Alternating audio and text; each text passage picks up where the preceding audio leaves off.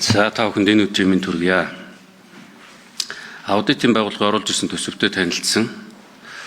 Төсөв дээрээс тодруулах юмнууд бас нэлээд байгаа. Гэхдээ түрүүн бас ярилцсаж тохиролцоод нэлээд асуудлууд нь хасагдж гин гэж ойлгосон.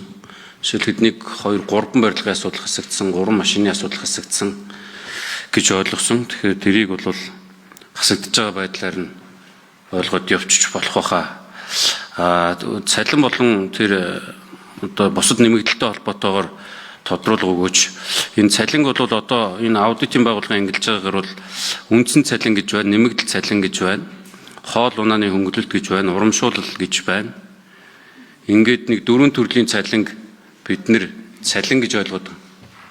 За тэгээ өнгөрсөн 7 хоногт би тэр нэг төрийн өмчт аж ахуйн нэгжүүдийн дарга нарын цалин 65 сая 64.9 саяыг ярихдаа цалингээ ярьчих. Бас буруу ярьчих уучлаарай гэхгүй бол ийм 4 төрлийнх нь одоо бонус, урамшуулал, унааны хоол, унаа хоолны нэмэгдэл, бусад нэмэгдэл нь нийлээд 64.9 сая буюу жилийн 778 болоод байгаамаа. Энийг одоо буруугаар ойлгуулчих. Ер нь бол нэг хүний дансанд жилд 778 сая төгрөг орж байгаа. Энийг одоо цалин гэж ойлгоно уу, нэмэгдэл гэж ойлгоно уу, бонус гэж ойлгоно уу, урамшуул гэж ойлгоно уу хамаа алга.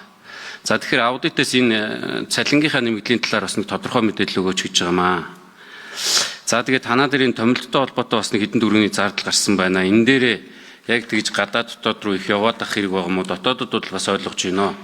Дотоодын томилтыг та идэвхтэй төсөвлөхтэй айл болох бодит дүнгээр нь төсвөлөхгүй бол аудит хийх гэж байгаа хүмүүс ч яваад очдөг. Буудлын мөнгө нь ч гэсэн нөгөө сангийн сайдын хэдэн он баталсан журмаар маш хүрэлцэхгүй хэмжээнд байдаг. Буудлаа хонж хүрхээргүй мөнгө тэгээ карманаас аудитууд мөнгө гаргаж төрийн ажил хийдэг байж болохгүй.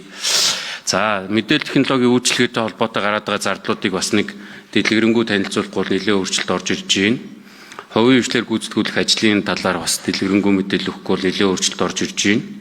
За тэгээ нэг удаагийн тэтгэмжтэй холбоотой асуудлыг тайлбарлахгүй бол бас нэг өндөр тоо орж ирж байна гэж. За эдгээрийг нэг тодруулчих.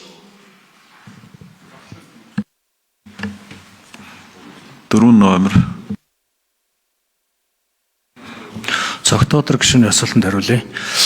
За манай зардлын тухайд сая та хэлчлээ. Бид нар бол ер нь нэлээд бололцоотой төвшөнд гэдгээр жоохон хангалттай төлөвлөж оруулж ирсэн. Тэгээд ажлын хэсэгтэр төсвийн байнгын орны ажлын алба, төсвийн шинжилгээний хэсэгтэр яригадад нэлээд хассан.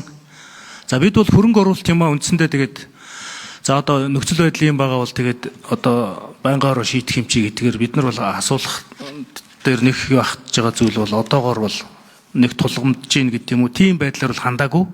Тэгээ асуудал байнгын орон дээр шийдэх зүйтэй гэдэг байдлаар хандсан. Одоо гол асуудал бол саяын Цогтоодор гишүүний хэлсэнчлэн 2026 оны 1 сарын 1-ээс бүх төрлийн албаагчдын цалин 15%-аар нэмэгдээд хэрэгжээд эхэлсэн. За ганцхан манайх болохоор сугараад үлдсэн. Яагаад тэгэхээр нөгөө их хурлын харьяа байгууллагууд ингээд тусдаа тэр юугаар шийдэгдээд явчдсан билээ. Нөгөө нэгдсэн засгийн газрын нэмэгдэл дотор. Гэтэл манайх болохоор нөгөө хараа тус байдлаа хангах гэдгээр их хурлын тогтоол тусдаа гардаг ийм байдлаар үлдсэн. Тэгээ одоо бол ер нь манай их хурлын харьяа байгууллагууд дунджаар 4-5 сая байгаа. Хамгийн доод нь 3.8 сая, тэгээ дээд нь 5.5 сая гэдэг. Гэтэл манайх бол 2.7-оос 3.7 байгаа нь бид нар бол бас энэ ижил төвчний байгууллагуудтай харьцуулахад 1.5 дахин юу байна? Бага байна. Тийм учраас бидний энэ нэмэгдлийг энэ удаа төсвийн байнгын ороо ингээд төсөв дотор тооцоолоод өгчүүл бид төрийн байгуулалтын байнгын оронд нөгөө энэ 15%-ийн асуудлыг оруулсан энэ 4 өдөр оруулчих болов гэсэн юм юутай хүлээлттэй байгаа. Тэгээ намар нөгөө төсөв орж ирэхэд энэ маань орж ирээд тэгээд тэр үе төсвийн хуулиар шийдэгчих болов гэсэн ийм байдлаар бид нар ямар ч үсэн төсвийн байнгын орон дээр асуудлаа тавьж шийдвүүлэх нь зүйтэй гэсэн байдлаар ингэж оруулж ирж байгаа. За бид нар бол тэр орон нутгийн нэмэгдэл энтер гэдэг нөгөө манай аймаг нийслэлийнхний нэг орон нутгийн нэмэгдэл гэж юм байдаг. Энийг бол тэг байнгын орны ажлын алба шинжилгээний төсвийн шинжилгээний хэсэгтэр ярьж байгаа тэгээд зарчим нэг зүйл байхгүй. Эхний ээлжинд бид нар нэг энэ 15%-ийн нэмэгдэлтээр бол гол ачаал бүгдлээ өгж байгаа учраас манай төсөв бол энэ нэмэгдлээ тооцоод ороод ирсэн байгаа учраас энэ тал дээр гишүүд энийг нэг анхаарал таавж өгөөч гэж ингэж хүсэж байгаа юм. За бид нар бол тэр хөрөнгө оруулалттай холбоотой 2 аймгийн барилга нөгөө зураг нь хийгдсэн 2 аймгийн барилга дээр нь манайх их хурлтай хамтраад их хурлын тамгын газар манай хоёрын нэг хамтарсан газар байдаг. Энэ дээр манайх нэг зураг хийцэн нэг ийм юу явдаг. Тэгээд тэрийг энд суулгаж орж ирсэн байснаа. Тэгээд нөхцөл байдлаас болоод энийг бол одоо их хурл төсвийн банкаар шийдэхэд бид нар энэ дээр нэг асуудал одоо яахгүй гайгүй. Гол нь сүүлийн 2 жил манай хөрөнгө оруулалт ер нь тэг байсан. Тэг. Өөрөөр хэлэх юм бол тодтолоор ингээ хасагдаад ирсэн учраас манайхны бас компьютер тоног төхөөрөмжтэй холбоотой асуудал бол сүүлийн 2-3 жил солиогүй учраас бид нар нэг энэ дээр жоохон юу хийхгүй бол болохгүй байгаа. Яг гэвэл бид нар цахим шилжилт хийнэ гэд Цогтоо төрөш. За гүйцээгээд хариулъя. 1 минут. Хөрөнгө оруулалтын зардал байхгүй учраас бид нар за ТК гэдэг олон улсын санхүүжилтийн Туркийн энэ байгууллага, Азийн хөгжлийн банк, Дэлхийн банк гэсэн 3 газар бид нар цахим шилжилт хийнэ гэдэг төслөө өгсөн.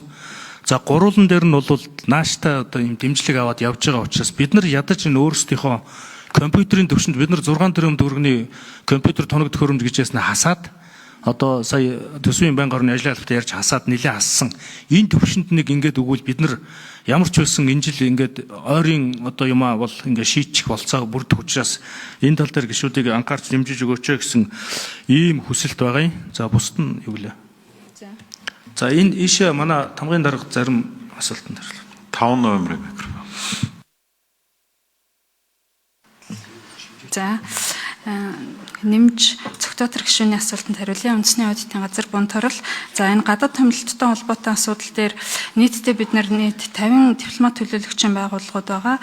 За эдгээр нь бол гадаад харилцааны сайдын багцын 70%-ийг эзэлдэг учраас бид бүгдийн хувьд бол сүүлийн 3 жилд аудит хийгдээгүй учраас засгийн газрын нэгдсэн тайлан гаргахад бас эрсдэлтэй зүйлүүд нэлээдгүй гардаг. Тэгэхээр энэ дээр одоо аудит хийя гэдэг байдлаар сэдвт оруулж ирсэн учраас томилолтын зардлыг бол тооцоолж оруулж ирсэн байгаа. Энэ бол бас өсөлттэй харагдаж байна.